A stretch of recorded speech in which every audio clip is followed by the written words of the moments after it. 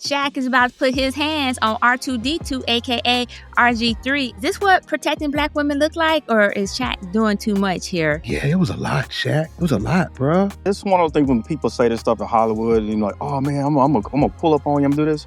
Like, yeah, but you're not gonna do that stuff in real life. It's a shame that a black man had to protect a sister from another black man. This idea that, oh, we're protecting black women, if that's what y'all need, cool. You know, that's a layup too for many of us, like it was for Shaq.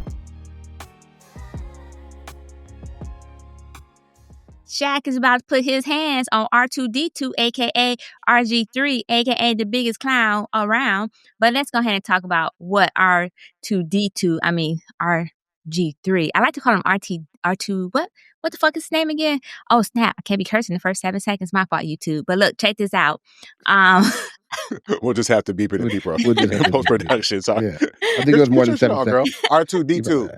Yeah, go ahead. So anyways, with that being said, so he recently continued to do his clown shit, and he, of course, has something about, I don't know what it is about Angel Reese, but she obviously maybe dissed him in her previous life. I don't know what's going on or whatever the reason why he feel like he always got a cap for the white women. But whatever the case may be, he recently shared a post that I'm not going to talk about directly because I do not want to talk about the post itself. But what I do want to talk about is Shaq's reaction to the post and the slander that he put on Angel Reese's name.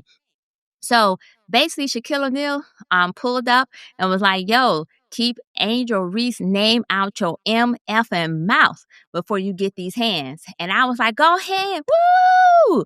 But here's my question to you guys, right? Because we know that Shaq is supposed to be a mentor. He's had her on his show and whatnot.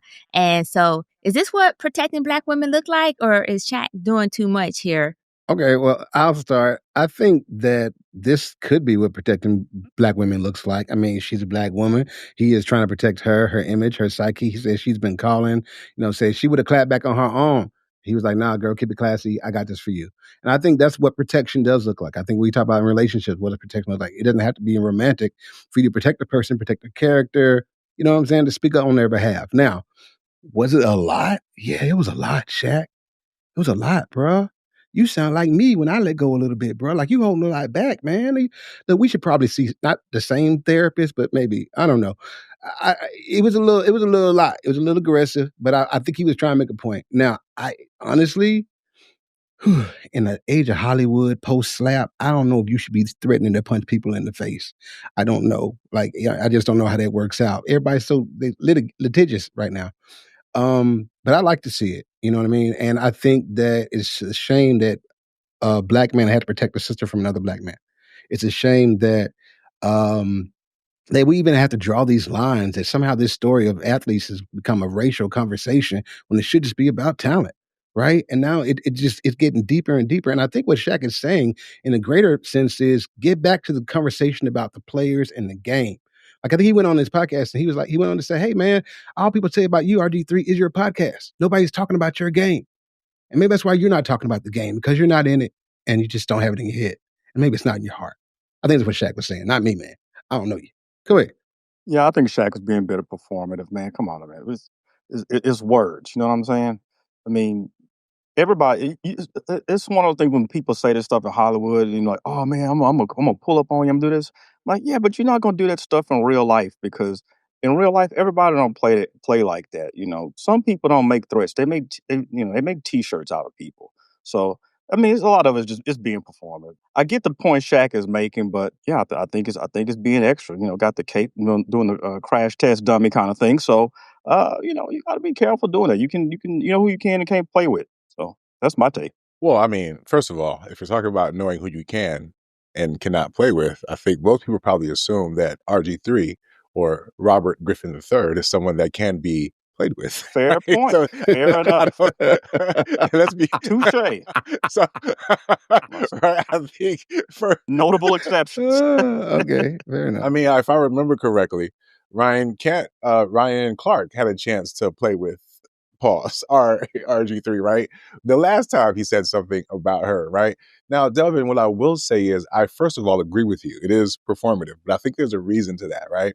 because the last time we heard about Shaq and Angel Reese, and this is no disrespect to Shaq because I don't want that smoke, because I actually do think Shaq might pull up, slap a nigga, but I'm trying to think, do I need the money that badly or not? Anyways, the point I'm trying to make is, right, the last time we heard about Shaq was he was trying to pull up on Shorty. He wasn't just being a big brother. He was trying to get in, you know what I mean? Like there was some creepy comments that was made that people interpreted as yuck, because Shaq is significantly older than she is, but she's certainly tall enough. But with that being said, so I do agree that this is maybe Shaq's way in a performative way. It's a layup, right? Everybody ain't fucking with RG3. He's a fucking loser, 1000%, right? It's one thing to have a critique.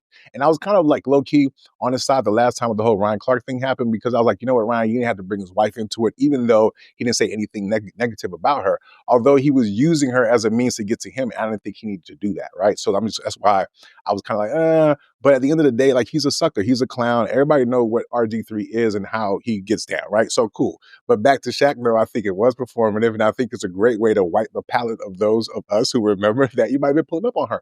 If I'm being honest, I ain't here to judge, man. She's of age and she's of height, so you know what I mean. I'm not here for that. But I also really want to say, I mean, she's tall enough and she can rebound.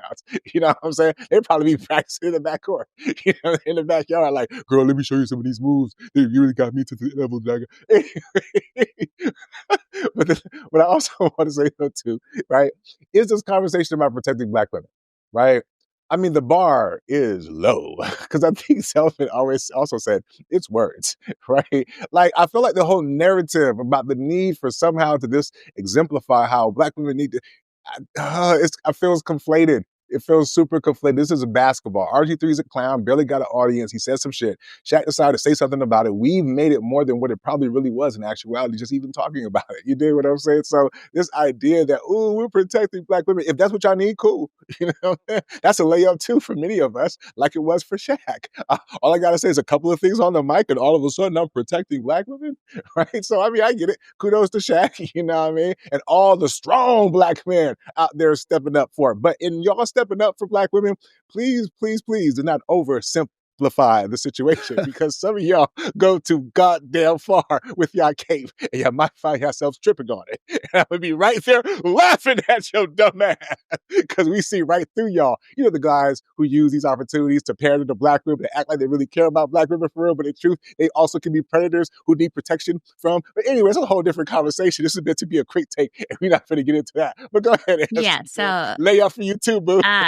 so what I'm going to say is sometimes words matter. And so while it was performative a little bit, words matter, because just like you need to hear your significant other say, I love you, sometimes we need to hear someone's going to protect us. And rather, in her case, she's constantly getting death threats. She's getting all type of pushback. And to have this Black man come at her for caping for somebody else outside his race for whatever strange reason, and then to slander her, it's like, okay, come on, stop it. So I think that while he was a little bit over the top, I was like, yo, use the statement, catch me outside. You know what I'm saying? Or better yet, what about celebrity boxing? You know, that still exists. And so go ahead and get him in the ring, because to be honest, he need to be punched in the face, because he's been talking sideways and squirrely for quite some time, especially about Angel Reese.